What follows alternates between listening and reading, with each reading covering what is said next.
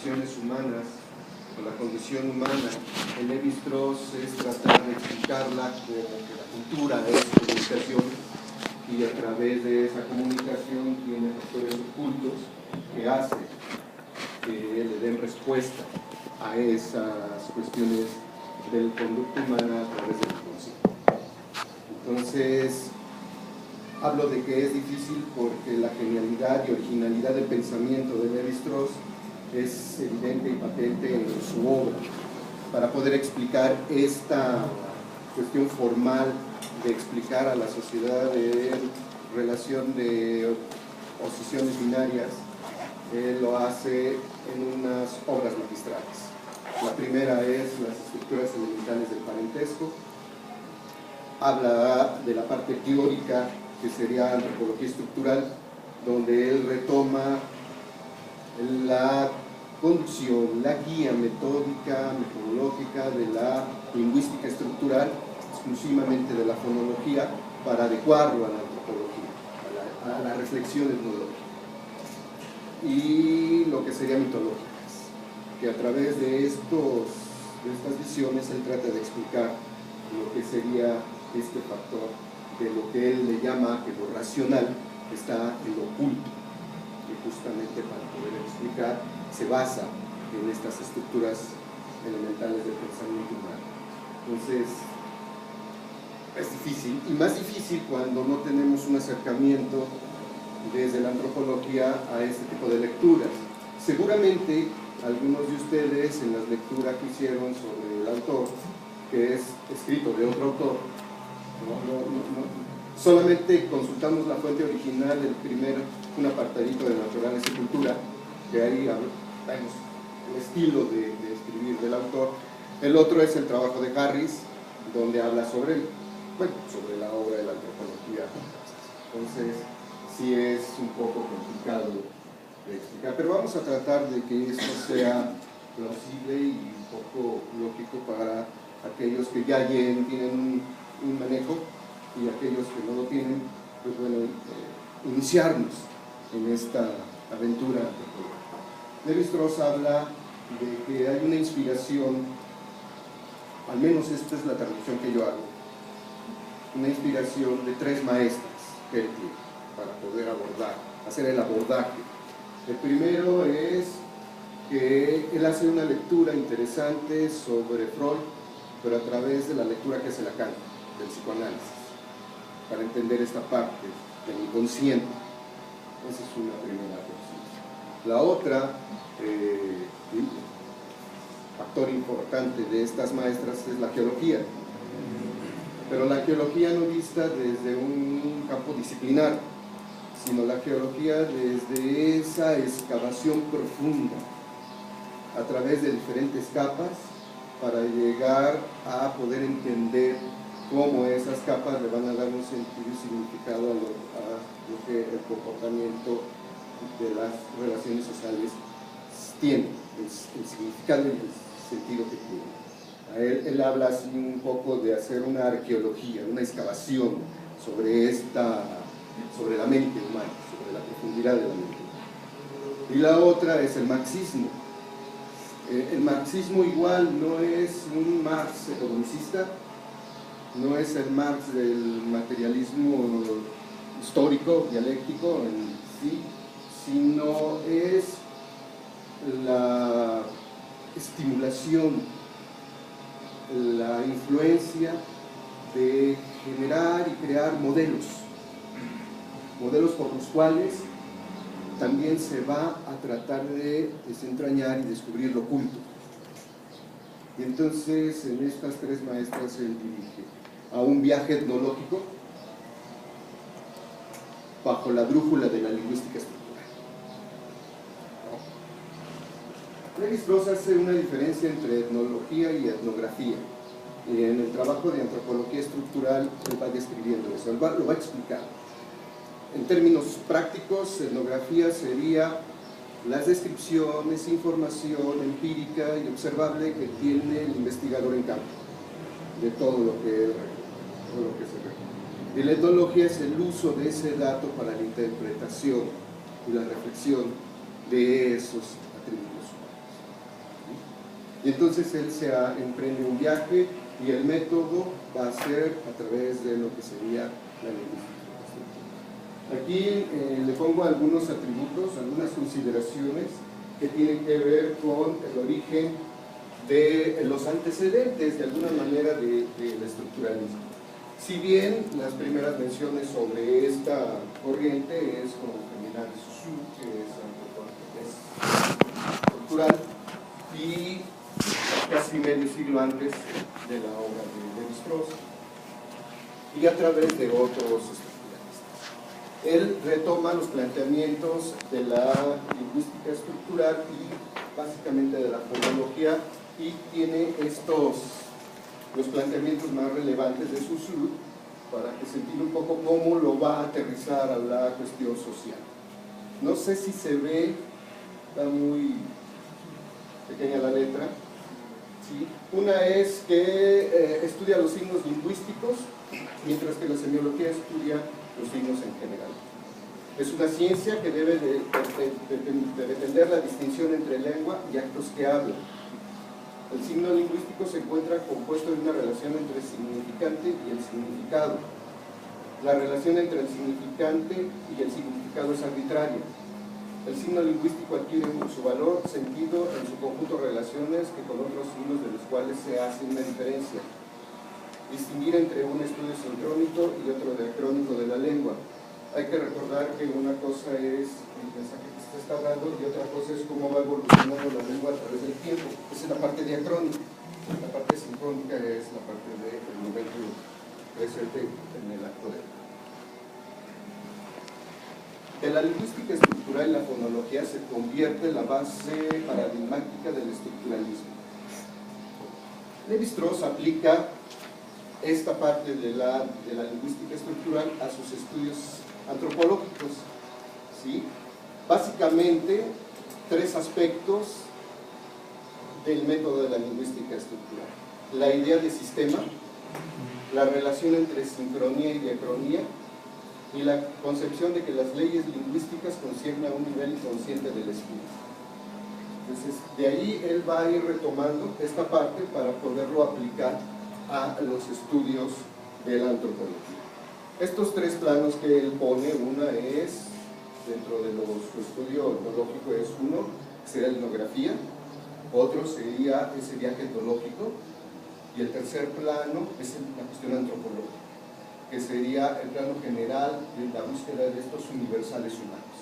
En este caso, como la mente humana está estructurada en pares de combinaciones binarias y pares, y que todos los hombres lo tienen. Lo único que va a cambiar son las modalidades por las cuales se representan ese tipo de estudios.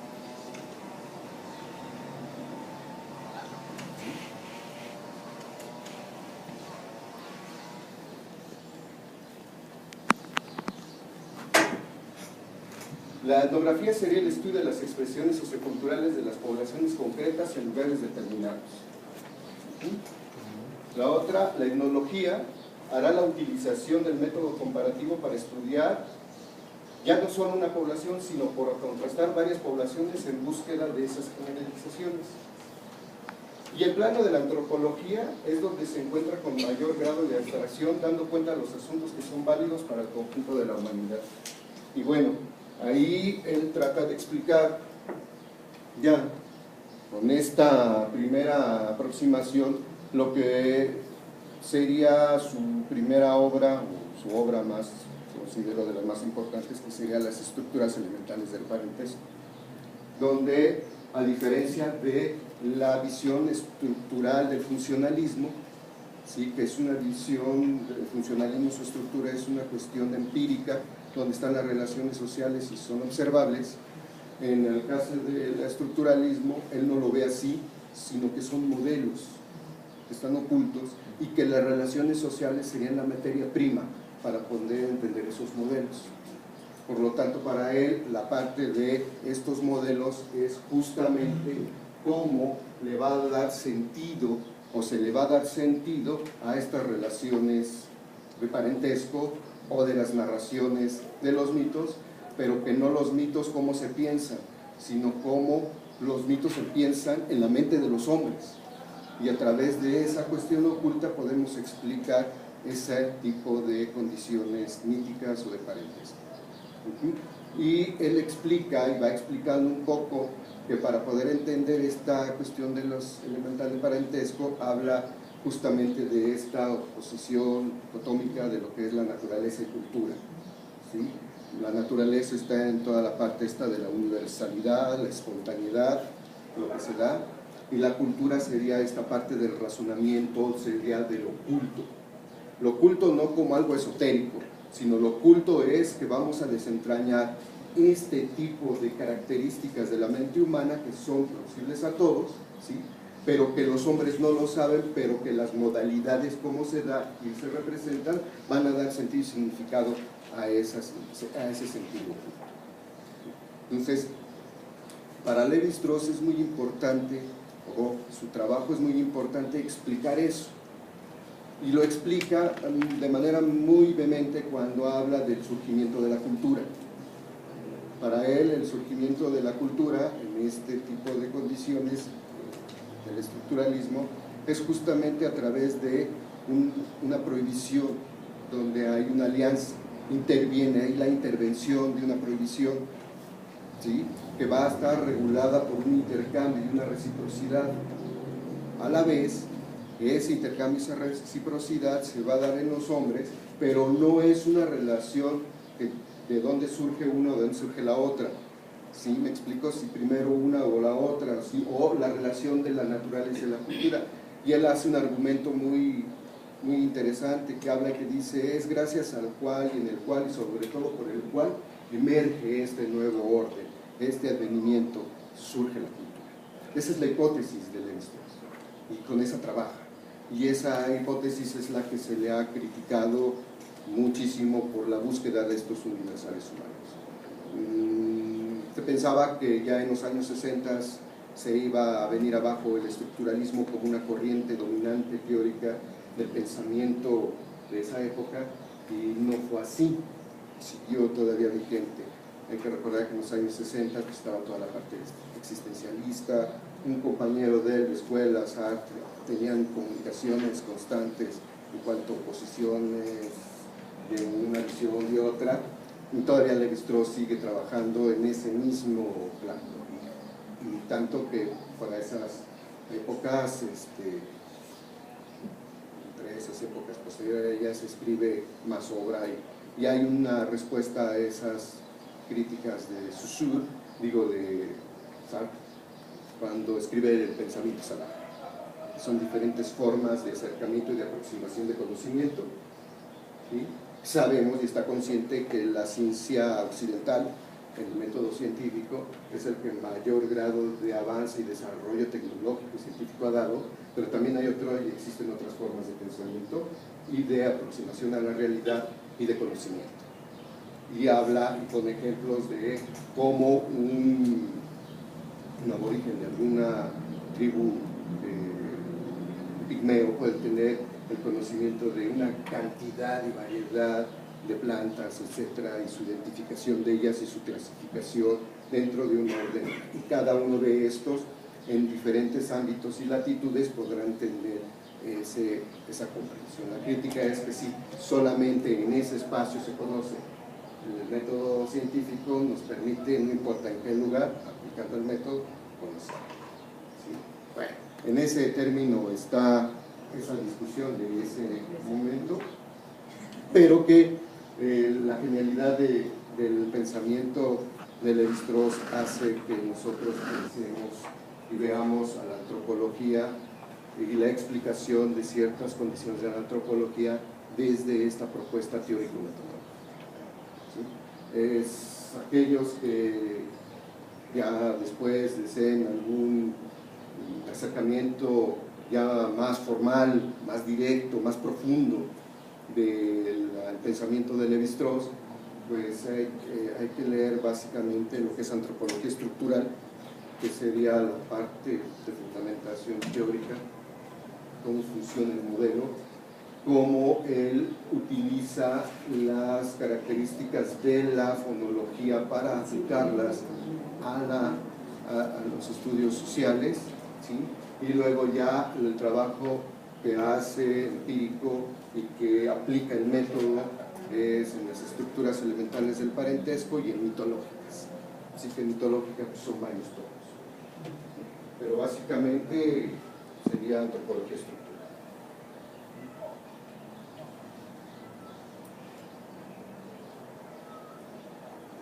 Bueno, hay varios postulados teóricos. Aquí solamente saqué algunos que me parecen importantes como términos básicos de iniciación a esta corriente teórica, ¿sí? Uno de ellos es que la comunicación como intercambio tiene estos tres niveles, es decir, el intercambio contiene tres niveles de comunicación. Si se acuerdan en la lectura que hicieron sobre naturaleza y cultura, dice la comunicación a través de mujeres. Hay una comunicación de mujeres, es decir, en el sistema de parentesco lo que se va a intercambiar son esos objetos, pero no he visto uno le llama objetos en ese sentido, sino no son cualquier objeto, ¿sí? Son aquellos que le van a permitir después establecer una serie de condiciones sociales por los cuales va a surgir una regulación. La comunicación mediante bienes y servicios, ¿sí? Esa comunicación mediante bienes y servicios está regulada por ese intercambio. Ya desde hace tiempo de los trabajos de Lévi-Strauss había toda una aproximación a lo que serían los intercambios, el potlatch, ¿no? Y aquellos intercambios que también vio Franz Boas. Entonces, están hablando de un intercambio. Y luego la reciprocidad, que tiene que ver con el equivalente similar a lo que ellos intercambian. En el caso del intercambio de mujeres, es una mujer que se ve vedada, se incederá en algún otro espacio, en algún otro momento, ¿sí? Y entonces lo que trata de explicar es que no hay una regulación estrictamente solo una para poder explicar esta triada, esta comunicación de bienes y servicios, sino que también hay una forma de cómo ir intercambiando y regulando, y aparece una intervención, hay un interdicto para que se pueda dar este intercambio. O sea, se intercambian estos bienes y servicios, pero a través de una regla, de una norma. Y entonces todo lo que corresponde a la naturaleza sería esta cuestión de espontaneidad universal de la naturaleza. La norma y la regla pertenece a lo social, es decir, a la cultura. Y la comunicación que se da a través de mensajes, el lenguaje. Entonces, el parentesco, economía y lenguaje están en esta triada de lo que sería el intercambio.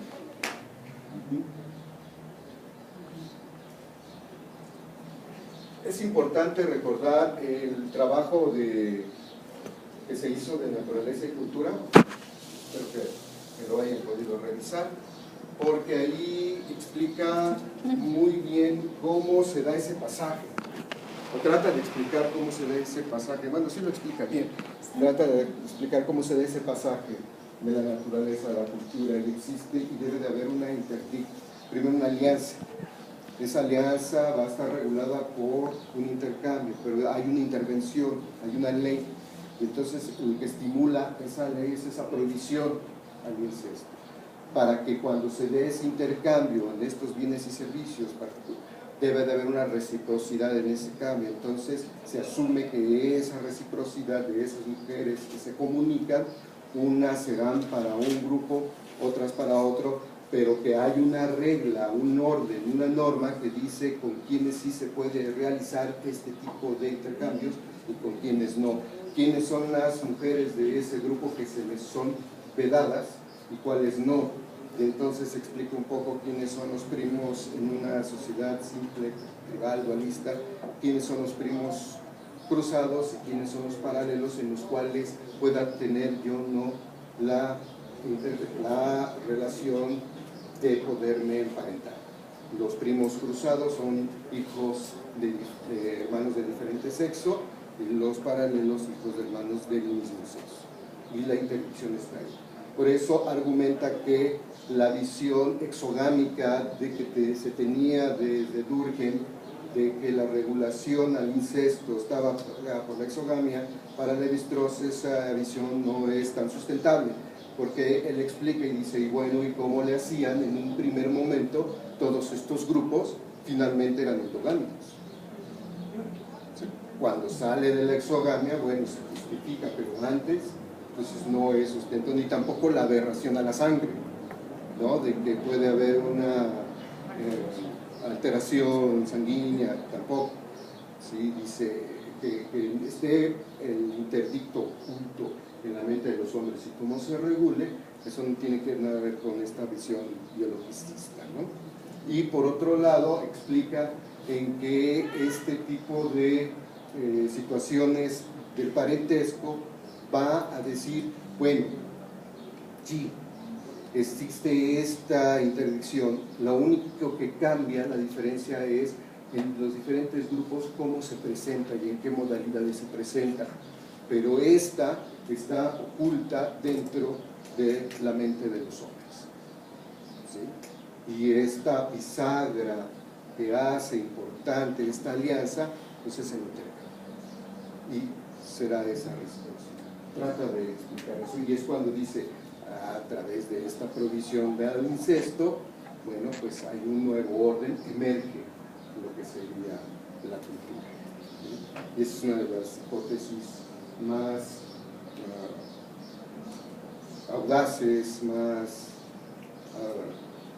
osadas, desde mi punto de vista, que ha hecho la antropología. Trata de explicar ese referente, trata de verificar esa hipótesis a través de sus trabajos. El único cuestionamiento que le hacen muchos a Lévi-Strauss es que le faltó trabajo de campo. Le faltó mucho trabajo de campo. Entonces, él trata de responder algo interesante desde una visión cientificista, como la que estamos acostumbrados a hacer. Hay un método inductivo que me dice que de muchas particularidades puedo establecer una generalidad, y de ahí me surgirá una regulación, una regla, una ley. Siguiendo así el plano de Lévi-Strauss, pues como que tiene coherencia y tiene sentido. El único problema es que sus particularidades no fueron suficientes. Tuvo que haber más trabajo de campo. Y entonces él contesta, es que también es un devenir de lo inductivo a lo deductivo, o sea, de mi observación y de mi experimentación observable, básicamente en las tribus, los grupos amazónicos, surge esta deducción donde considero que la mente humana está estructurada en relación de pares binarios y de oposición. Y por lo tanto, es como trata de explicar el surgimiento de la cultura. Muy sencillo de comprender esto. Es un poco difícil porque no nos daría mucho tiempo en explicar cada una de las características de la fonología adoptadas a la etnología. Entonces, al principio les traté de poner algunos puntos, pero nada más es como para que nos iniciemos en este tipo de cuestiones. Luego viene la noción de estructura. Para él esta no se muestra en la realidad en normas y costumbres, sino en modelos formales que pueden elaborarse a partir de idea y que muestran estructuras innatas del ser humano. Es lo que le estaba explicando. Sí, un ejemplo de ello sería cómo están estructuradas las relaciones de parentesco. Sabemos que las relaciones de parentesco en términos empíricos, cómo se casan, quiénes son los hijos, dónde van a vivir los hijos, quién es el tutor, quiénes son las responsabilidades, las relaciones, ¿no? O sea, es una relación formal y de actitudes, ¿no? La formal es papá, mamá y los hijos. Las relaciones o las actitudes son qué funciones cumple cada uno de ellos dentro de un esquema. Para él, esta es una realidad observable, pero esta no es la estructura. La estructura serían los modelos por los cuales nosotros construimos eso para poder explicar por qué se hace eso. ¿Sí se entiende? Es decir, esto para los funcionalistas sería la estructura. Para Lévi-Strauss dice, no, la estructura no es lo necesariamente empírico observable. Eso me va a dar a mí la materia prima para realizar la formalización de una estructura, que me va a decir por qué y para qué se relaciona así. Si no, lo otro fueran descripciones empíricas. Y, la teoría, y en el caso de esta teoría busca la causa de por qué se piensa así. Y entonces él dice que está en la parte más profunda del espíritu humano. ¿Sí? Y entonces para él esa parte profunda del espíritu humano, para que se den este tipo de relaciones, por qué se le dice tío materno, por qué se le dice tío paterno, por qué van a vivir con los abuelos, la línea paterna, la línea paterna, tiene que ver con esta estructura formada para explicar por qué este tipo de relaciones se dan a través de ese tipo de intercambio, porque hay un intercambio, y eso está regulado en la mente de los humanos. ¿Sí? No importa en dónde las modalidades cambian, seguramente en otras latitudes, en otros continentes, en otros espacios de población humana, se den otras maneras de matrimonios, se den otro tipo de cómo el tío materno trata al hijo, o las relaciones establecidas en ellos. Esas son las modalidades que cambian, pero la estructura se mantiene. Hay una manera en cómo se tienen que relacionar, hay una manera en que les dice con quién sí, con quién no. Esa parte de estructura está en el espíritu humano, hablar, es parte del inconsciente y aflora en la relación. Por eso él dice que las relaciones sociales es la materia prima que me va a dar para descubrir lo oculto. Por eso él hablaba al principio de esas tres maestros que él habla, el psicoanálisis, para poder entender este inconsciente, que muchas de estas manifestaciones culturales que tienen los hombres son inconscientes, no lo saben, pero que se reproducen en una realidad empírica observable. ¿Sí? La otra es excavar en la mente, en las conductas de los hombres de la manera más profunda para poder descubrir lo oculto. ¿Sí? Y lo otro, crear un modelo para explicarlo, que es el marxismo. ¿Sí? Entonces, guiados bajo una brújula, que es la lingüística estructural. Él habla de esto que le estoy comentando, él dice que él se emprende en un viaje etnológico.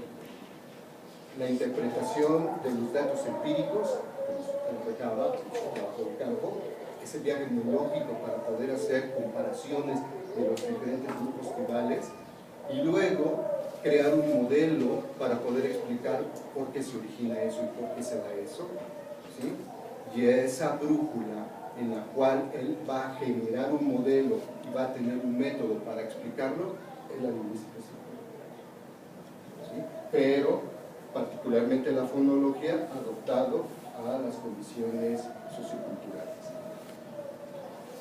Y bueno, hay algunas imágenes de los grupos amazónicos donde él trabajó y a donde se le ha cuestionado mucho que debió de haber trabajado en otras latitudes. Pero son condiciones diferentes. Él cuando estuvo en Brasil estuvo un tiempo dando una cátedra, luego sale a su país, viene la Segunda Guerra, hay persecución, ustedes muy bien saben, la persecución, tuvo que salir, se va a vivir a Nueva York, ¿sí?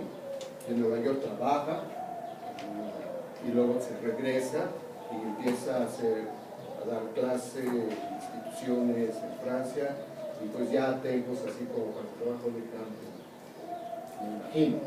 Sin embargo, a pesar del poco trabajo de campo que se le atribuye, la genialidad y original del pensamiento no tiene lugar a dudas, ¿no? Es decir, cuando nosotros vamos a hacer un trabajo de tesis, un trabajo de un artículo, etc., a veces traemos una teoría concebida como para poder explicar por qué esa realidad observable tiene esas causas y consecuencias, ¿no? ¿Por qué se da? Y creamos modelos. A veces de nuestra disciplina tenemos una influencia de otra disciplina, de otra corriente teórica. La genialidad que puede ser de un trabajo de grado y la originalidad de este es adecuar estos propuestos conceptos teóricos a esa realidad empírica observable para poderlos explicar. Y la manera en cómo lo pueden hacer es creando justamente esos modelos de explicación. Que recuerden que las teorías son un conjunto de ideas. ¿Sí? Aquí este hombre hace de la fonología un modelo que ya estaba, pero él lo adecúa. Por eso le llama ese viaje del reloj. Hay que también ver que el señor estaba muy bien formado en el sentido académico. El tipo era filósofo, había estudiado en Mozart, habían sido compañeros, etc. Un tipo que él se da a conocer con una primera obra que se llama Tristes Trópicos. Si algún día pueden leerlo. Es un trabajo de él que habla desde cuando se va a Brasil. Y él explica muchas cosas. Y una de ellas decía que cuando ellos habían egresado, y luego les mandaban pedir una cátedra, o sea, que a veces ni la preparaban. Pero tenían tanto bagaje de la filosofía, de la religión, etc., que se aventaban más de 2 horas hablando, y a veces era nada más que agarraban algún tema y lo iban a usar. Entonces, bueno, a él se le hacía fácil, yo creo que no podemos hacer eso. A él se le hacía fácil por su formación, pero también por la genialidad de su forma de pensar. Y esa se ve expresada, o al menos de manifiesto, en este tipo de propuesta teórica. ¿Sí? Y luego dice que las manifestaciones culturales o sociales deben ser entendidas como expresiones de estructuras adyacentes, es lo que les comentaba. Sí son relaciones sociales, pero son materia prima para poder explicar lo que sería el modelo. Por eso Lévi-Strauss, a diferencia de Radcliffe Brown, para él la estructura, ¿sí?, es muy diferente, porque él no le habla de estructuras sino de modelos de construcción.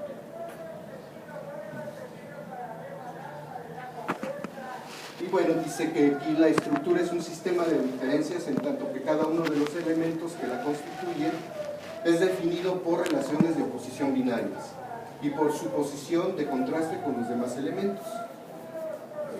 Hay otra crítica que le hacen a Lévi-Strauss que siempre termina con lo mismo, ¿no? Blanco, negro, crudo, cocido, etc., ¿no? Como que eso siempre está pero la genialidad es cómo abordarlo desde esa realidad empírica observable para adecuarlo en un esquema, en un modelo y luego explicarlo. Me voy a pasar a otra diapositiva, casi la del final, para explicar un poco de eso. Él hace en mitológicas un análisis del mito de Edipo. ¿Sí? No más que no se ve muy bien, ¿verdad? Y además no se ven las flechitas de seguimiento. Pero bueno, voy a tratar de explicar. En esta columna, imaginemos que este es el modelo. En esta columna está colocando los nombres de los personajes importantes de ese mito. ¿Sí? Luego, aquí, en esta otra columna, está explicando las acciones por las cuales estos están relacionados. En esta está explicando cuáles serían la consecuencia de las relaciones antes presentadas. Y en esta está explicando por qué es el sentido de ese libro. Voy a leerles cada una de ellas. Cadmo busca a su hermana Europa, raptada por Zeus. ¿Sí? Luego, los Esparti se exterminan mutuamente. En esta, Edipo mata a su padre, Layo. Luego, se casa con su madre Yocasta. Edipo inmola a la Esfinge. Etocles mata al hermano de Políclo, Polínicles. Y luego Antígona, tierra del hermano de Polínicles, violando la prohibición. Aquí las relaciones son, aquí hay una prohibición que se viola, pero él no lo sabe. ¿Sí? Aquí hay otra prohibición que está violando. ¿Sí? Aquí hay una relación incestuosa. Ajá. Aquí hay otra relación de ese tipo, cuando se roban a una persona. ¿Sí? Aquí está la acción que se desprende de la violación. ¿Sí? ¿Por qué? Porque este hombre tiene que inmolar al esfinge, matarlo. Cadmo mata al dragón. Ahora, ¿cuál es acá? Como que se ven mejor las flechitas cuando empieza eso, ¿verdad?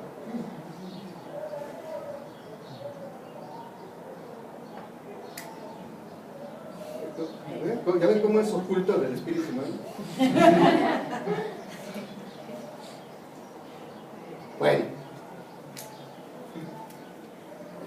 según esto, los mensajes que manda, dice que el Abdaco, padre de Layo, es cojo. Layo es el padre. Layo, padre de Edipo, es torpe. ¿Sí? Y Edipo es pie hinchado. ¿Cuál sería la relación aquí? Que todos tienen dificultad al andar. No hay una posición necesariamente erguida para andar. Entonces, el sentido y significado de su nombre está más en el orden de la naturaleza que de la cultura. ¿Sí? Por las aberraciones a las violaciones a la norma. Y esa es una explicación que se da de un mito. ¿Por qué? Porque encuentra lo que anteriormente habíamos hablado, este par de oposiciones y combinaciones binarias. Puse este diagramita porque está muy sencillo. Hay otros donde habla de mitos del Amazonas, ¿sí? Donde va explicando este tipo de par de oposiciones.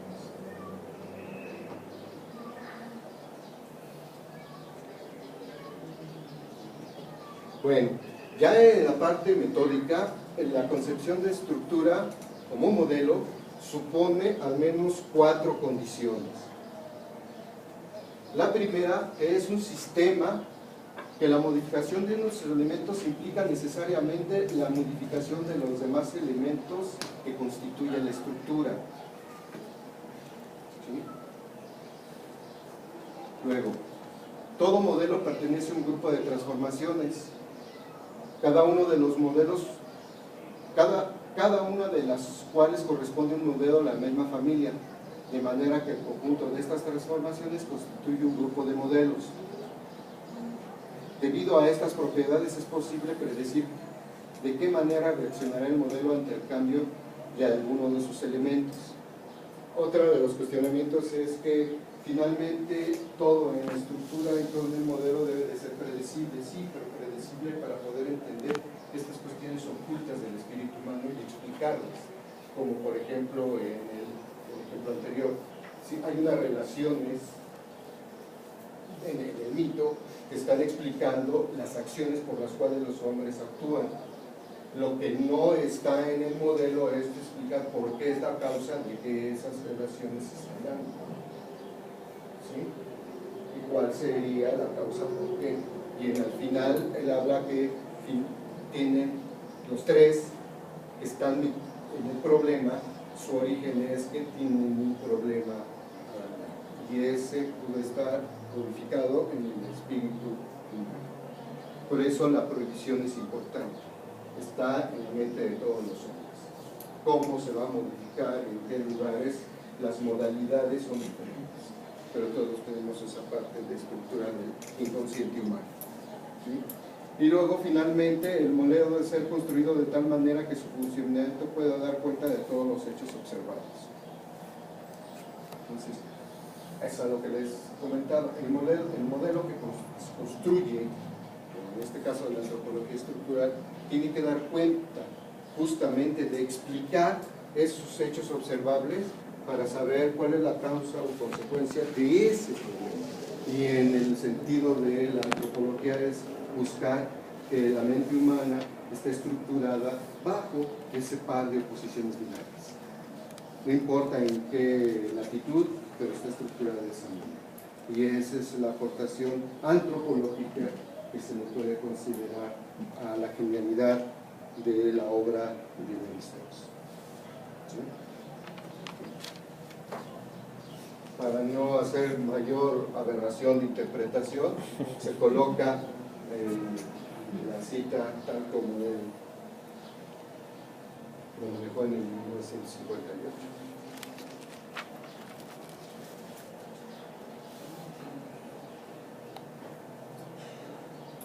Y finalmente, de lo que se trata es el descubrimiento de esas estructuras profundas del inconsciente, del espíritu humano, como haces de relaciones. Y habíamos puesto este pequeño ejemplo.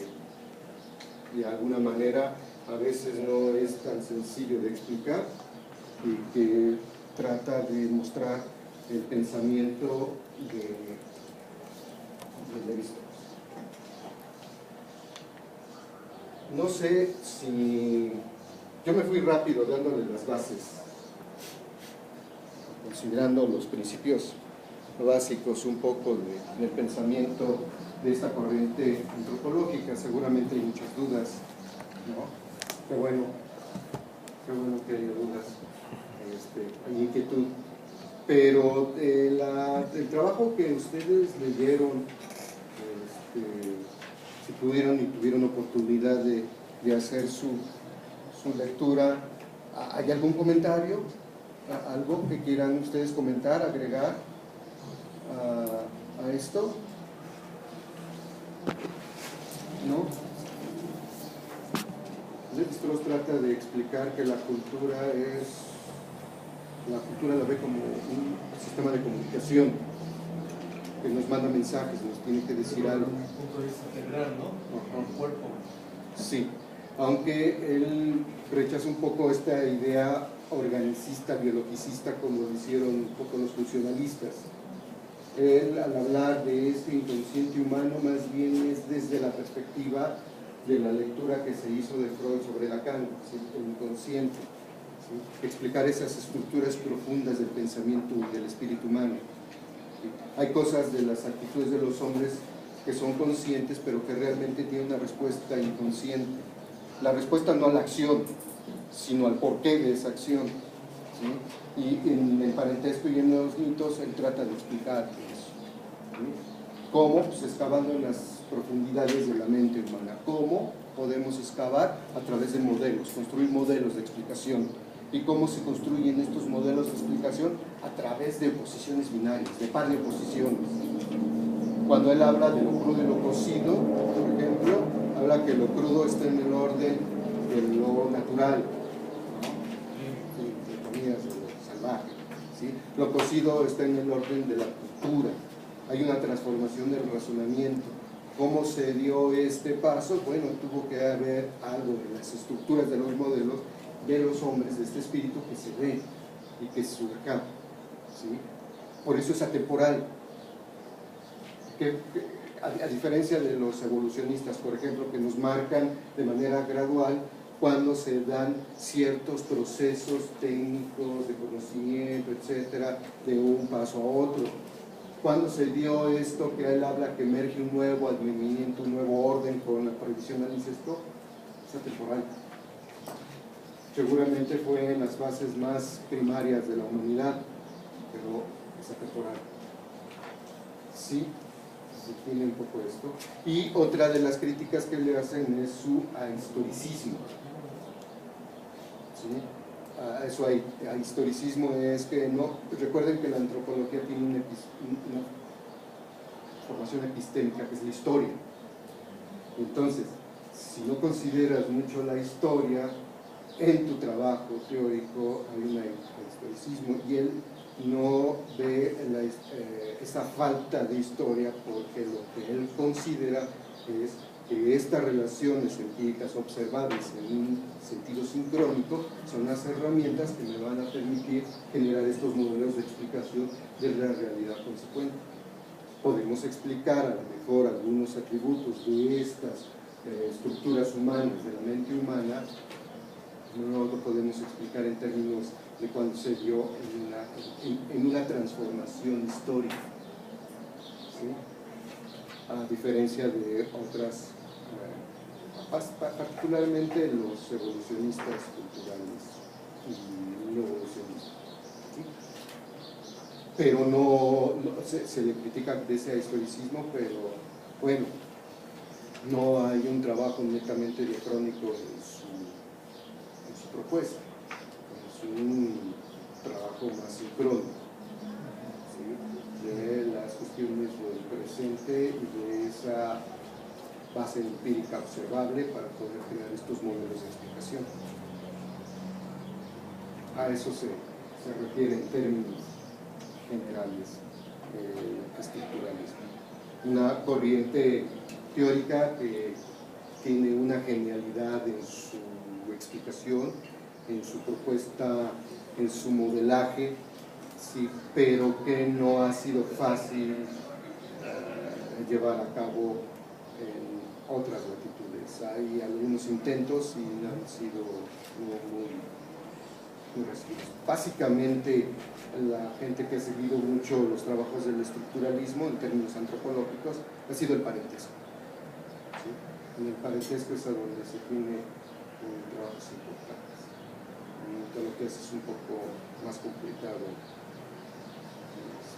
realizarlo. Y sin embargo, hay toda una escuela y corriente del estructuralismo que dio y fue fructífera en los años 50, 60. Después ya vienen otras posiciones diferentes hacia lo que sería la antropología, en este caso tender signos y significados, la antropología simbólica, pero es otro giro, con otra perspectiva. Sus representantes más, hay muchos, pero los representantes más considero importantes, por el lado de la escuela británica está Victor Turner, ¿sí? Y por el lado de América pues está Clifford Geertz. Hay otras escuelas y corrientes de los años 40 en Norteamérica que vamos a ver la próxima sesión, el sábado. Les voy a dar un recorrido por ahí de los trabajos de Ruben, Raplin, toda esta parte de cultura y personalidad, los estructuralistas, etc., que también dieron mucho que decir de la antropología, de las corrientes teóricas y que no tenían mucho que ver con el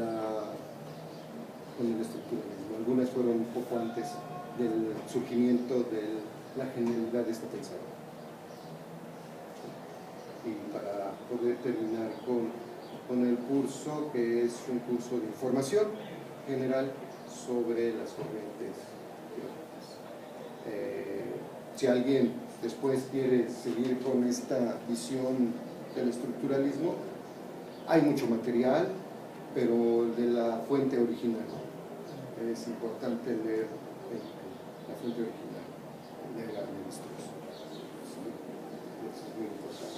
Para los antropólogos físicos, creo que, desde mi punto de vista, las lecturas más recomendables serían ecología cultural, ¿no?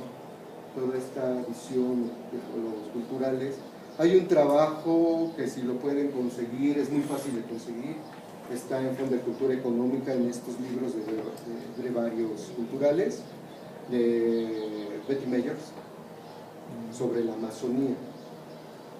Es un trabajo muy bueno, es una de las antropólogas norteamericanas con una genialidad muy importante, y en su época hablando de esta relación naturaleza-cultura a través de lo que observa en los grupos amazónicos, ¿sí?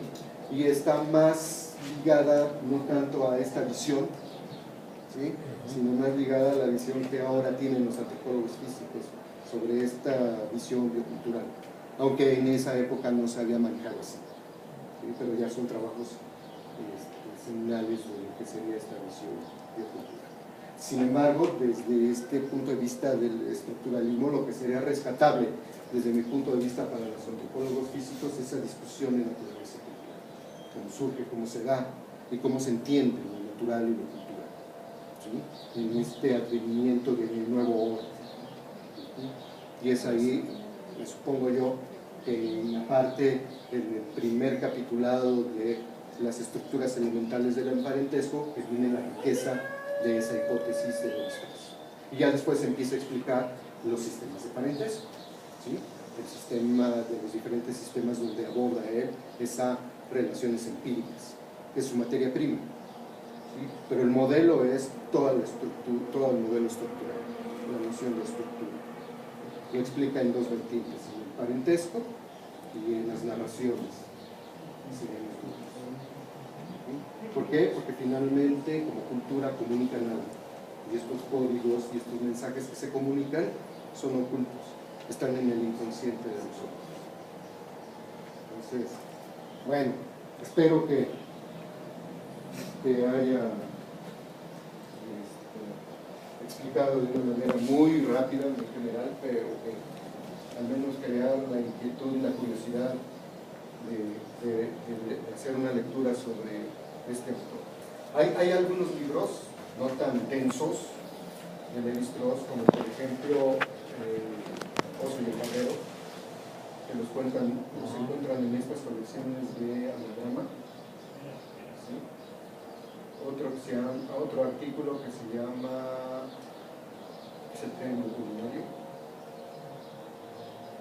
y algunos artículos que él saca sobre antropología en el ART, en la revista ART,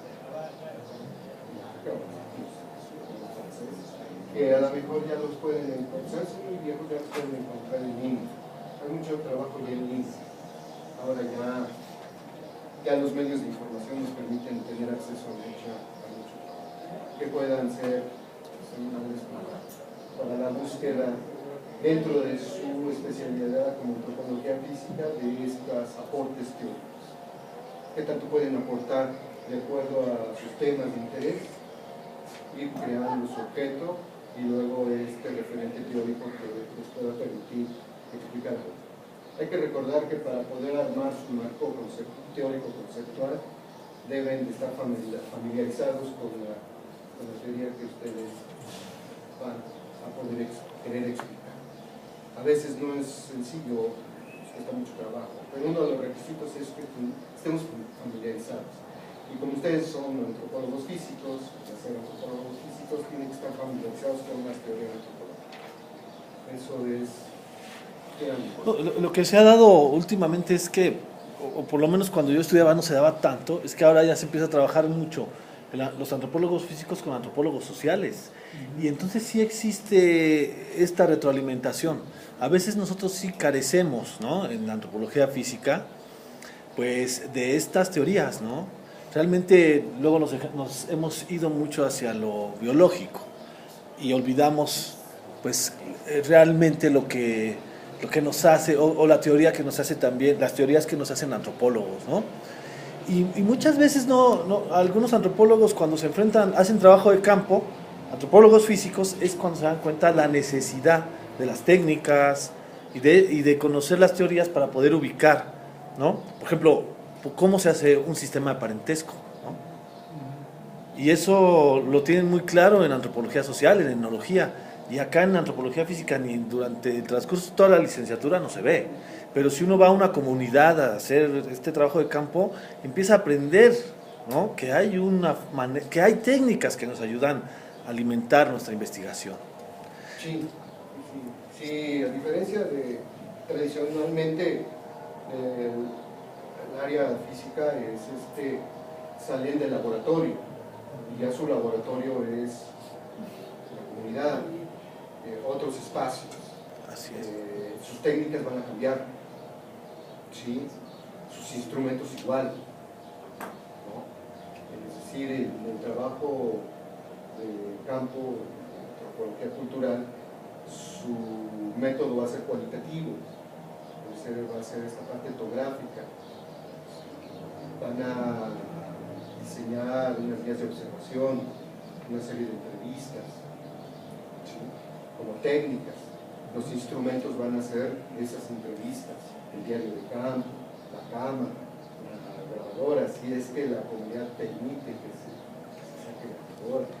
Y el diario de campo es un instrumento obligado y se hace el día. ¿Cómo pasaba? Oye, ¿te acuerdas qué dijo aquel señor? O sea, es un trabajo, hay toda una metodología para hacerlo, para elaborarlo. Entonces sí es importante que cuando nosotros estemos construyendo nuestra parte teórico-metodológica, sí consideremos muy bien estar familiarizados o ir familiarizándonos con eso. ¿Sí? Si van a hacer trabajo en poblaciones contemporáneas, las cuestiones como Florencia, me supongo, sí, pues ahí van a utilizar mucho de la técnica y método de la antropología cultural, con una teoría que pueda ser el abordaje de esa línea de investigación, esa línea de acentuación de investigación, qué abordaje, qué corpus teórico tiene, qué abordaje, hay que familiarizarse con él. Si van a hacer en poblaciones antiguas, ¿sí? A través de estos procesos de adaptación y microadaptación, contextos, restos humanos en contextos arqueológicos, pues familiarizarse con ello, ¿no? Y con sus técnicas. Ahí no hay trabajo de campo, ahí hay trabajo de laboratorio. Sin embargo, podemos utilizar la información etnográfica para poder hacer una dimensión de las posibles actividades que pudieron haber tenido algunos pueblos en la época prehispánica, pero no una analogía, porque la analogía nos permite metodológicamente una limitante. No es lo mismo ahora o hace 50 años, la etnografía de hace, que hace 1000 o 1500 años, ¿sí? De las relaciones y actividades humanas. Es otra cosa. Así mucho esté en la mente de los hombres, sí cambia. Hay una diferencia importante. ¿Sí me explico? Es decir, si yo hago un estudio sobre población prehispánica cercana a la llegada de los europeos, y estoy analizando actividad, huellas de actividad o condiciones de salud y enfermedad, nutrición, qué sé yo, entonces las fuentes históricas de información primaria y muy contacto europeo son una herramienta importante, pero no quiere decir que es igual. Nos permite ir construyendo, si ustedes quieren, un modelo de inferencias para poder explicar mi realidad observable, que son los huesos, que son mis osamentas. Entonces nos vamos familiarizando. Y otras cosas que tienen que ver más discursivas, cuerpo, salud, no sé, que son ya más metidas a la filosofía de la ciencia, etc. Que también hay que estar acostumbrados en ese bagaje teórico desde la antropología. Eso es importante. Entonces, esa es la idea de este breve curso propedéutico. Es como pues, decirles a lo que se van a enfrentar. Los que ya son antropólogos, pues bueno, no tendrán, más bien es como adecuar y aplicar sus métodos y técnicas a la disciplina en la que van a incorporarse. También nosotros, los que no son de antropología, también lo van a hacer, pero con las limitantes que el mismo objeto de estudio trae, ¿no? Parece ser que cuando yo estudié, creo que eran más médicos que antropólogos. Así es. Todos eran médicos y odontólogos, ¿no? Sí, sí, la mayoría de los que entraban, pues sí, de las áreas que fuera de la antropología era medicina, odontología y psicología también. Entonces, hacen uso de eso. Bueno. Pero ahora ya está más nutrido. Ahora es interesante porque el fenómeno es que los antropólogos físicos quieren continuar estudiando antropología física a nivel posgrado, pero también, sí, o sea, vuelvo a reiterar, ¿no? Esta necesidad, porque lo he visto, incluso en mi propia experiencia, o sea, es decir, uno recibió teoría antropológica pues, en la licenciatura, después un poco en la maestría, pero al terminar uno va a otros ámbitos, fuera de la ENA, por ejemplo, y pues me dicen, arma un curso de antropología. O sea, de antropología, no dicen de antropología física. Y uno sale como antropólogo también, ¿no? Es decir, es muy importante regresar a lo que uno cree que ya aprendió, ¿no? A lo mejor aquí, pues la gente nueva, ¿no? Que está teniendo el primer impacto de antropología. No es fácil, o sea, lo dice el profesor, no es fácil leer teoría antropológica, es complejo, pero sí hay que leer y no dejar de leerlo nunca, realmente. Sí, es muy amplio el estudio de la antropología. Los que estudian etnología, han estudiado estas áreas, se han dado cuenta de eso, ¿no? Los que no van a incorporarse a temas que van a ser muy variados. Es más, en los sistemas de evaluación que tienen en México para evaluar antropólogos es muy diverso, porque no es lo mismo lo que hace un antropólogo físico de diferentes líneas de trabajo, ¿sí? El que estudia cuestiones de climatología, o el que estudia cuestiones de sexualidad, o el que estudia cuestiones de salud en poblaciones actuales, o el que estudia condiciones de vida, o el que estudia condiciones generales de salud en poblaciones antiguas, es diverso. Pero sin embargo, la problematización es cuál es el conocimiento que estamos generando para la antropología. Ese es el asunto. Y eso es lo que se les van a decir sus tutores toda la vida, y en su tesis es lo que se discute. ¿Cuál es la generación de conocimiento en la antropología? Por eso la problematización en la antropología es importante. ¿Qué es eso? Están en un posgrado en antropología. Para nutrir del conocimiento antropológico con sus tesis y su producción posterior, ¿no? Bueno, para terminar con la sesión de ahora, vamos a ver lo que sería la antropología marxista. Le comentaba al doctor Héctor que enviamos una lectura, pero creo que no llegó, algún problemita hubo, pero sí les sugiero que lo puedan conseguir.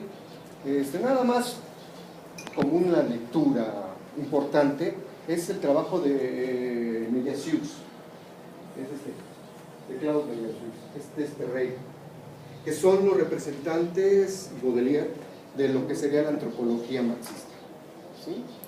Entonces, hay un libro de Meyersius que se llama Mujeres, Graneros y Capital, ¿sí?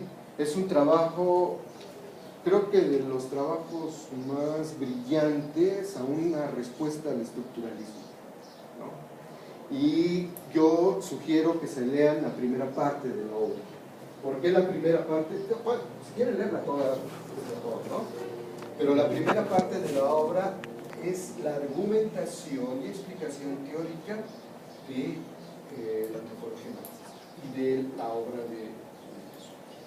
de la explicación de que la parte económica, que en este caso debería registros del intercambio de mujeres, para Meyersius no se hace. ¿Por qué? Porque ellos ya toman el modelo del materialismo histórico dialéctico como forma de explicación de la realidad social. El libro, Mujeres, Graneros y Capital. Aquí en la escuela debe de estar, que era muy leído aquí en la escuela. Muy leído. Es más, creo que más leído que leído. Bueno, si me oyen los discípulos de Jesús Jauregui, Jesús Jauregui todavía está en Guadalajara. Era el profesor de aquí. Sí, algunos lo conocieron, yo supongo. El estructuralista, y tuvo alumnos muy brillantes, entre ellos está José Alfredo Feliz, que sigue trabajando con el tesis. Y algunos otros por ahí que andan. Pero él sigue estructuralista brillante aquí en nuestra escuela. Bueno, los antecedentes de la antropología marxista pues se dan en Francia, ¿sí? Más bien va surgiendo ahí esta idea y es un poco derivada de los trabajos del estructuralismo, ¿sí? En respuesta al estructuralismo y a un marxismo muy estructural de Lucien Foucault, ¿sí? Entre sus mayores exponentes se encuentra Maurice Godelier, Claude Lejeune y Emmanuel Cameron.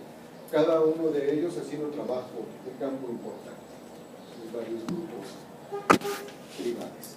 Sí recuerdan que en los primeros años de la teoría antropológica de las corrientes hablaban de sociedades primitivas, etc.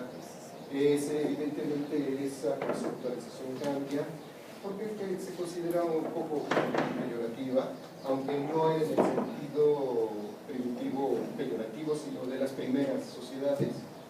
Y ahora se le considera, y en la lectura lo van a ver, sociedades tradicionales o sociedades tribales, etc.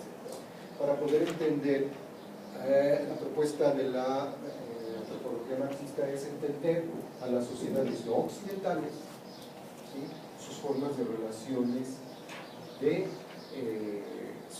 relaciones económicas y cómo estos, a través de la tecnología y del trabajo, tienen una propia formación socioeconómica. Por eso el materialismo histórico como guía y lo conductor de la explicación de esas realidades. Aparte de estos señores, derivados de sus trabajos, hay varios investigadores, antropólogos latinoamericanos. Entre ellos hay uno que hizo un trabajo muy interesante sobre las formaciones socioeconómicas mexica e inca. Es Alberto Pla. Él hace un trabajo bajo una visión del materialismo histórico sobre la explicación de estas formaciones socioeconómicas. Por eso le llama formaciones socioeconómicas, porque es una categoría de análisis muy propia del materialismo histórico. Pero el hilo conductor, la categoría de análisis que utiliza para poder explicar esas formaciones muy particulares de América es el modo de producción asiático. Porque ese modo de producción asiático es el que más se asemeja o se asimila a estas producciones, a estas formaciones económicas, que es mucho de la agricultura, etcétera, estas formaciones agrícolas por linaje, etcétera. Y él hace un estudio muy interesante que se llama así, las formaciones socioeconómicas inca y mexica desde esta visión del modo de producción asiático. Y es un trabajo así, marxista, bien hecho, muy interesante, muy ameno. Es un trabajo que no creo que cueste mucho de conseguir. Creo que son estas editoriales del Caballito, se llamaban, no sé si sigan existiendo. Creo que ya no. Pero seguramente aquí lo encuentran. Pues en la biblioteca estará. Sí. Y ahí lo interesante, lo rescatable de la lectura de ese trabajo, para que ustedes puedan acercarse a él, es cómo el autor utiliza el modo de producción asiático como una categoría de análisis y empieza a explicar cada formación. El modo de producción asiático tiene estas características. Los mexicas tienen esta, entonces cómo va explicando y argumentando dentro de esa categoría de análisis una formación social particular, económica, social particular de una época histórica concreta, ¿no?, en el caso de la mexica, y luego aborda la parte de los incas. Y es un trabajo interesante. ¿Sí me puede decir cómo se llama y quién es el autor? Alberto Pla. Alberto Pla, creo que es peruano, chileno, no recuerdo. ¿PLA o? Sí, PLA, Pla, Alberto Pla. Las formaciones sociales, socioeconómicas, municipio azteca. Y el modo de producción asiático. Y es un libro no muy grande, no muy grueso, es un libro que sí se lo leen en 2 tardes, 3 tardes. Ahora sí, creo que sí les van a decir, ya les dijeron, ¿no?, o ya lo hacen, tienen que leer uno. Tienen que leer las carreras de antropología son así. Así a veces sí lee uno y termina igual. Pero bueno, algo se pega, ¿no? Algo se pega. Pero la constancia es lo importante. Sí. Siempre estar leyendo. Y hay cosas que yo vuelvo a leer de Lévi-Strauss. Yo no sigo esa corriente que conozco las bases, pero a veces me impresiona la genialidad cuando habla de un mito. Y dices, bueno, este cuate, ¿dónde encontró esto? Y uno quiere y se acuerda de alguna narración de alguno de aquí y dice, no, pues no da, como para que yo haga esto. No da, no la realidad empírica, sino mi cabeza, no da. Entonces, hay cosas que uno vuelve a leer. Hace poquito leí un trabajo sobre Clifford Geertz, que es un trabajo ya de los años 90, de un investigador de aquí de la UAM.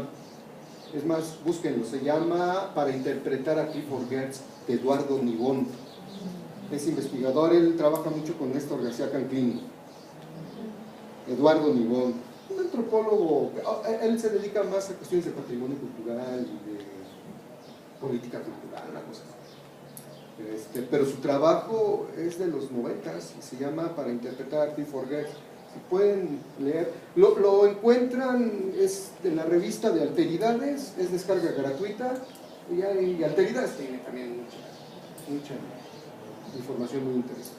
Pero ese, a los que les interesa Clifford Geertz, que es como que la teoría que más luego adoptan mucho los antropólogos, ese es un trabajo que se debe de leer y luego ya entrarle al autor, desde mi muy particular punto de vista. Eduardo Nibón hace una reflexión interesante, es decir, yo creo que lo ha de haber hecho pensando en los estudiantes y también en los investigadores, ¿no? En los estudiantes. Vamos a ver qué dice Geertz, cómo lo entendemos, y luego ya nos metemos a leer la descripción densa, ¿no? Que me parece interesante. Si lo encuentran, léanlo. Además es un trabajo muy extenso, pero es muy interesante. Y de todos los autores que tú has visto, ¿cuál es tu favorito? De los autores, sí, de autores de teoría. ¿De antropología? Sí. Pues Clifford Geertz. Sí. Nosotros cuando estábamos estudiando aquí, cuando yo era estudiante, apenas llegaban a México los trabajos de Geertz y venían en inglés. Y pues nosotros así como... Sí, entramos en inglés para pasarla, pero ya cuando empezaron a llegar y nuestros maestros nos empezaron como que a machacar las orejas con Clifford Geertz, y era otra visión de la antropología, que para nosotros nueva, aunque en Estados Unidos ya era viejo, tenía como unos 7, 8 años de haber salido el trabajo, para nosotros era nuevo. Y aquí en este salón vino a dar una plática sobre Clifford Geertz, Dick Papusek, un investigador, es europeo, no sé si es holandés, y él vino a hablarnos sobre Clifford Geertz, aquí en esta aula, y todos así como que, bueno, era como la moda de Clifford Geertz, ¿no? Lo que en una época fue, no sé, los trabajos de Levi-Strauss, ¿no? Aquí hubo un boom de trabajos estructurales, ¿no? Y bueno, lo que nunca se perdió fue el materialismo histórico. Eso aquí en la escuela no se va a perder. No. Lástima que ya no está Margarita Nolasco, que nos viniera a platicar de aquellos años 70, de la antropología de los 70, pero bueno. Y bueno, la antropología marxista tiene dos puntos de partida importantes desde la perspectiva de estos autores. Primero, que trata de mostrar el impacto desde una perspectiva antropológica, el modelo teórico de Marx, ¿no? Esa es una. ¿Sí? ¿Qué importancia tiene el modelo de Marx, pero para analizar las sociedades no occidentales? Que ese sería el reto, ¿no? Porque bueno, finalmente estaba la crítica de la economía política y era todo un trabajo hacia el cuestionamiento de las estructuras económicas finalmente. Por eso Levi-Strauss lo toma como un estímulo a buscar esos modelos ocultos que la plusvalía, el valor Marx explica. Y bueno, Levi-Strauss trata de explicar que eso lo que inspiró a crear un modelo. O sea, él dice eso. Y sí lo escribió, no lo estoy sacando. Sí lo leí, está citado. Bueno, la otra parte es, dice, la antropología recoge los aportes teóricos de Marx para formularle a la antropología una serie de preguntas en torno al trabajo de los antropólogos, es decir, ¿qué es lo que estamos trabajando? ¿Cuál es nuestra problematización desde este modelo y cómo responder y contestar a esa problematización? Y por lo tanto, empiezan a generarse todos estos trabajos como el que les acabo de comentar. Y los trabajos seminales de estos señores. El de Claudio Mediasiux es uno de los trabajos muy interesantes. Bueno, una de las condiciones teóricas de la antropología marxista es la distinción entre el ser social y la conciencia social. ¿Sí? El ser social las entiende como las condiciones materiales de existencia de una población determinada. En unos trabajos del materialismo histórico que son para sociedades no occidentales, le llaman formaciones socioeconómicas. ¿Sí? Y la conciencia social se refiere al conjunto de ideas que los seres humanos se hacen sobre el mundo que habitan y sobre sí mismos. Entonces, hay un material importantísimo en las sociedades no occidentales, ¿sí? de cómo abordar desde esta perspectiva, ¿no? la problemática de una formación socioeconómica concreta. ¿Sí? Hay unas relaciones de producción, hay unas condiciones materiales de existencia. Si la gente trabaja, aunque sean cazadores-recolectores. Y sin embargo existe una distinción de la desigualdad social. ¿Sí? Y luego, cómo se piensa de esos hombres, qué piensan de su entorno, de su mundo y sobre sí mismo. Lo que en el modelo es la filosofía, la ideología, la superestructura, etc. Aquí pues, tienen mitos, tienen narraciones, tienen manera y cómo le nombran a las cosas, cómo se nombran entre ellos, las diferencias que hay entre cómo llamarle al hijo del hermano del padre, etc. Hay una serie de condiciones ideológicas de la cosmovisión de los pueblos, y entonces es parte de esta. Y aquí traté de poner un modelo de cómo ellos lo abordan. El modelo de la antropología marxista, primero en esta fase está la superestructura, ¿sí se acuerdan de eso, no? Más o menos. Dice, en este plano está la conciencia social, ¿sí? Tiene tres planos. Uno, el ideológico, que hay un sistema filosófico. El político es el Estado y el jurídico es la propiedad de la legislación. En sociedades tribales, esto ¿cómo lo adoptamos? Hay una serie, hay un gobierno, hay una política, ¿no? Hay un trabajo de Pierre Clastres que se llama Antropología Política, que hace con grupos tribales y explica cómo son sus relaciones políticas. Y son sociedades que se van recolectoras. Y es un trabajo muy interesante. Ese trabajo lo pueden encontrar en el editorial Gedisa, ¿sí? De Pierre Clastres. ¿Sí? Es una edición de los años 80. Entonces, por esta parte tenemos a la conciencia social. Si nosotros, por ejemplo, lo adaptamos a una sociedad tribal, en la parte ideológica, política, estarían las formas de gobierno tribales, ¿sí? Cómo se rigen, pueden ser linajes, ¿no? Está la parte de las normas, usos y costumbres, que van a regular las normas de esa población, y la parte de su cosmovisión, que todo está integrado, ¿no? Yo recuerdo un trabajo de Julio de la Fuente, cuando él está narrando que va a Oaxaca de un lado a otro, y van caminando y lo llevan a un lugar, unas gentes de para una comunidad a otra, y va con gente de la comunidad, y ve a un hombre en una piedra ahí parado. Pasan, lo saludan y él sigue. Al otro día pasan, o a los 3 días pasan, ¿de acuerdo? Y otra vez está el señor parado. Entonces él pregunta, ¿qué es aquí o qué? Dice, es que está preso. ¿Cómo que está preso? Sí, está preso. Sí, está preso. O sea, hizo algo mal en su comunidad y ahí lo mandaron. Se tiene que estar ahí tantas horas, tantos días. Y no se puede ir porque toda la sociedad lo sancionaría. O sea, te ven en tu casa. O sea, no te puedes ocultar. Y entonces él tiene que cumplir con ese código, ¿no? Esas son las normas. O sea, no tienes que encerrarte. El encierro te lo da esa parte de lo que sería la visión que tienen esos individuos. Entonces ahí podríamos entender esta parte de la superestructura. Luego vendría la parte de la formación socioeconómica, que sería el modo de producción. Hay que recordar que hay diferentes modos de producción en el materialismo histórico, ¿no? el esclavista, el feudal, el modo de producción asiático, hasta llegar al capitalismo, ¿no? Y bueno, en este entendemos que hay una base económica, es la infraestructura, ¿sí?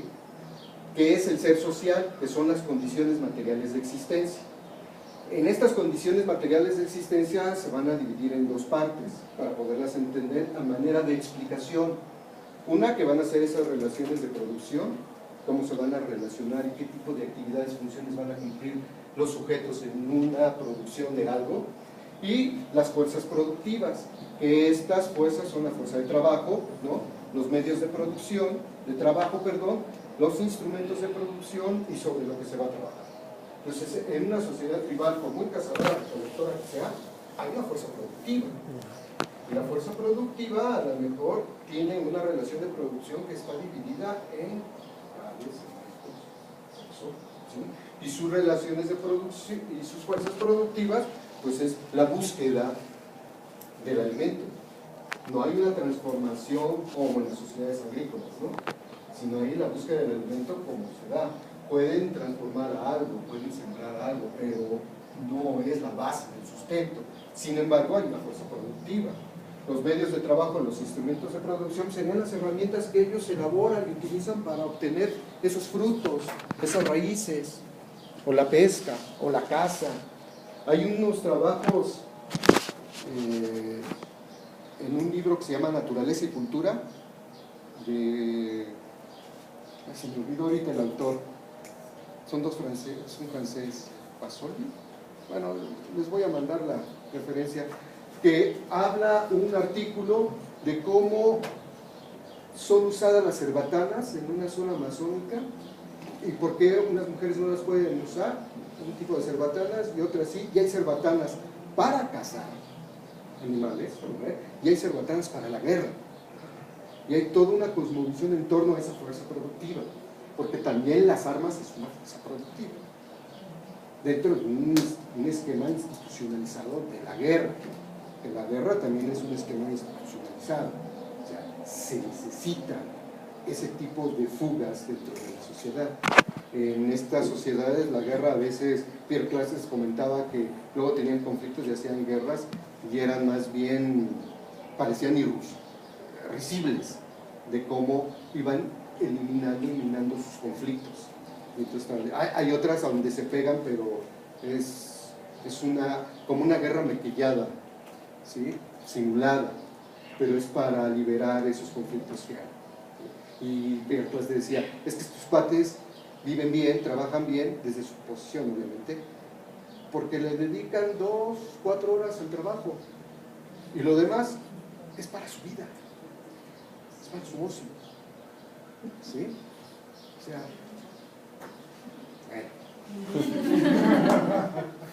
¿sí? Entonces, generalmente a los antropólogos les pasa eso. En las comunidades donde van, hay un cierto romance, esa es la parte romántica de la persona. O también depende con quién vaya. Pues ese es el romance. Bueno, hasta ahí. Y el modo de producción asiático es el que ha dado mucha herramienta como categoría de análisis para poder explicar estas relaciones dentro de formaciones económicos sociales concretas. Entonces, por eso no le llaman modos de producción. O sea, a lo que me quiero referir es que no hay un modo de producción aymara, no hay un modo de producción chontal, no hay un modo de producción purépecha, no hay un modo de producción mexica, no hay un modo de producción otomí o rárá. Hay una formación social completa, ¿sí? Porque el significante es el modo de producción. Pues de ahí se derivan formaciones concretas. El modo de producción, para poder entender estas formaciones sociales concretas, determinadas en un lugar específico, es el modo de producción asiático, ¿sí? Desde esta visión del materialismo. Y luego pues está la otra visión del materialismo cultural, que ahí el mayor exponente es Marvin Harris. ¿Sí? Eso lo explicaremos la próxima sesión. Hablaremos en la próxima sesión, también muy general, de los trabajos culturalistas, un poco de la ecología cultural, de Marvin Harris, de Clifford Geertz, de Victor Turner, y terminaríamos con la antropología mexicana en un recorrido importante, que me parece importante porque es parte de nuestra formación, ¿sí? Entonces, pues ya aquí Muy bien. van a tener ustedes ya en un ratito su